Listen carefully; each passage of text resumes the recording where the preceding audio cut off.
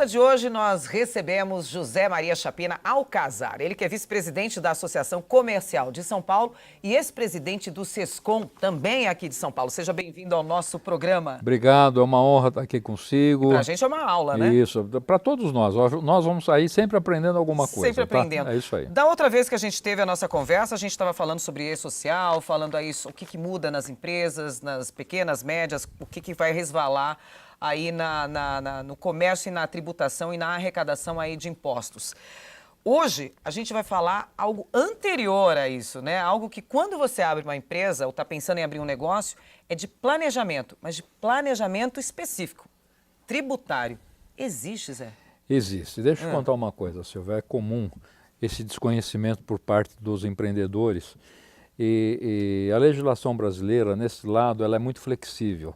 Você define a forma que você quer pagar, a modalidade do imposto, todo começo de ano. Nós vamos entrar agora no ano de 2019. Os primeiros 3 meses é o momento que você vai definir a regra que você vai pagar o seu tributo. Quais são as regras existentes hoje na legislação tributária? Você tem a opção por optar por lucro real, lucro presumido, optar por uma simples nacional ou MEI, microempreendedor individual.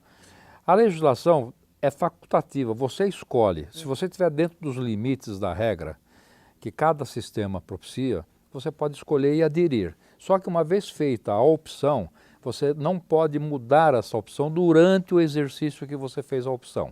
Então você tem que conviver os 12 meses com aquela forma que você escolheu. Então onde está o segredo disso? Muitas vezes você vai escolher por um sistema simplificado, simples nacional, que é a regra de pagamento de imposto sobre o faturamento, mas a sua lucratividade, como você está num início de atividade, numa fase pré-operacional, você não tem lucro. Então, não tendo lucro, você não há imposto a pagar sobre lucro, que é o imposto de renda e contribuição social.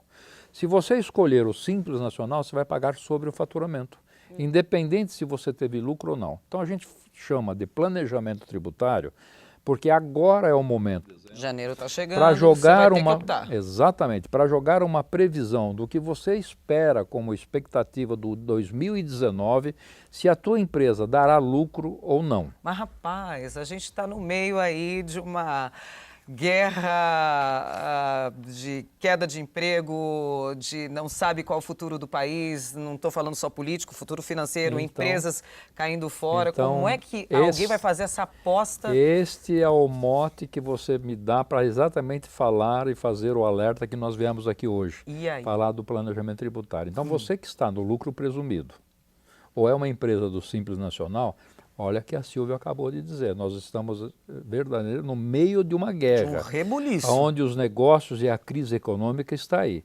E normalmente se o meu negócio não está tendo lucro, não tem por que eu pagar imposto sobre o faturamento. Então já não é essa a opção. Exatamente. Então essa já eu devo escolher o caminho do lucro real, tá? Porque aí eu vou apurar o meu resultado efetivo. Deu prejuízo, eu não tenho que pagar imposto de renda. Ah, mas Chapina, lucro real é só para empresa grande. Não. Para qualquer empresa você tem que fazer contabilidade. Então não tem diminuição de burocracia. Há também um grande engano que existe, que quando se diz que eu vou ser uma empresa do Simples Nacional ou do sistema simplificado do lucro presumido, que eu estou dispensado de execução contabilidade. Não. Eita. Ela é obrigada para todo tipo de contribuinte. Então essa ilusão que lucro real, que exige uma contabilidade regular, também para o lucro presumido exige a contabilidade regular, também para o Simples Nacional. E aí vem o mais grave. Você não fazendo a contabilidade, porque é lucro presumido ou Simples Nacional, você não tem prova do lucro. E muita gente pega o dinheiro da empresa, manda como distribuição para o seu sócio como lucro distribuído e a empresa não tem prova contábil. E aí o que acontece? A Previdência Social vem, autua como retirada de prolabore, porque não tem prova do lucro, porque faltou a prova contábil, que é a única ferramenta que dá a prova de quanto você tem efetivamente de resultado. Então, lucro real, lucro presumido, o microempreendedor individual, com exceção o microempreendedor individual que está dispensado de contabilidade, as outras todas precisam de contabilidade. A burocracia é a mesma. Não deixem de executar a contabilidade pelo chamado simplificação que não existe. MEI também entra nisso? A MEI está dispensada. A MEI está dispensada. Por quê? Porque ela tem um faturamento pequeno, até Tá. 50 mil reais aproximadamente ano, Ah. e ela tem um tratamento diferenciado. Ela só vai estar obrigada a partir do momento que estourar o limite. Mas ela tem que fazer os controles de caixa, Não seus controles tem que ter contador não está do mesmo jeito, dispensado não tá totalmente dispensando. de controle. Então, o planejamento tributário, pagar o imposto no tamanho da sua medida, é fazer com que você não faça uma opção errada por lucro presumido pelo Simples Nacional, E dizer que está com... quando você vai pagar o imposto sobre o faturamento se você não está tendo lucro. Isso normalmente acontece com uma empresa que está em fase pré-operacional. Uma loja que vai começar a trabalhar agora, que vai começar a ser constituída agora, você vai começar uma atividade industrial. Ela vai levar alguns meses para atingir o primeiro lucro, a primeira operação. Por que fica no lucro presumido ou que fica no Simples Nacional se ela não tem imposto a pagar? Tá? Imposto de renda.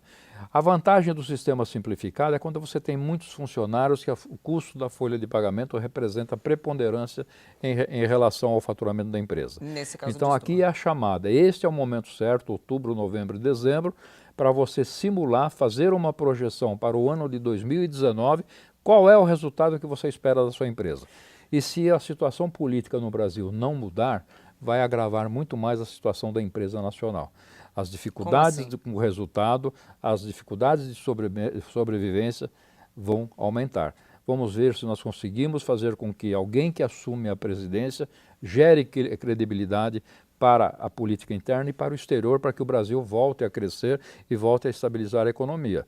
Porque senão as empresas vão fechar com seus balanços todos em vermelho. Falando em empresas fechando, vou usar agora outra analogia aí, quando não tem mais o negócio não deu certo, a empresa fechou. É só uma curiosidade aqui. A gente tinha falado numa outra conversa que o Sebrae coloca aí um numerário que chega a assustar aí.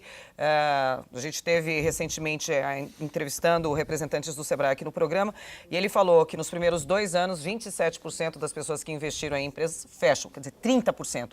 É um número grande. E em 10 anos aí o número aumenta muito mais. A minha dúvida, fechamento de empresa é tão fácil quanto fazer uma abertura e você fica com dívida ativa? Como é que é isso? Porque às vezes a pessoa está com um sonho na cabeça, vou abrir meu negócio, não deu certo e aí ela fica com um belo de um presente. Isso, presente grego, porque ao abrir você tem um sonho de sucesso, você tem um sonho de atingir a sua independência econômica com resultados positivos. O seu negócio não deu certo por falta de planejamento, por falta de gestão, ou por crise, ou por um projeto que você tenha não ter atingido o sucesso, você tem que encerrar a empresa. O encerramento de uma empresa é 10 vezes mais complexo do que abrir uma empresa. E se você tiver dívidas fiscais, você vai carregar essas dívidas fiscais como a sua responsabilidade como sócio também. Olha então, só. não entre no projeto de constituir uma empresa sem um planejamento prévio, porque a experiência que nós temos, que a maioria das empresas que morrem nos 2 primeiros anos, ou nos 5 primeiros anos, é que começaram de forma afoita, Sem no planejamento, sonho, pegaram a reserva do fundo de garantia e tentaram se desvincular do emprego. E aí começaram de forma afoitamente, sem planejamento nenhum, e que acaba encerrando num fechamento de uma empresa, de um futuro negócio, porque não teve a raiz bem montada. Tá? Então o encerramento de uma empresa é doloroso, é traumático, como o término e as dívidas são carregadas aos sócios. Tá? Agora, é maluco a gente parar para pensar que num Brasil onde o empreendedorismo está sendo cada vez mais incentivado, a gente vê aí empresas como o Sebrae apostando, não, vamos empreender. E o lado fiscal não está acompanhando. O que deve acontecer aí nos próximos 5 anos? Não vamos nem pensar num quadro de 10 anos. Eu vejo uma falta de sintonia muito grande. Não está conversando. Não está conversando.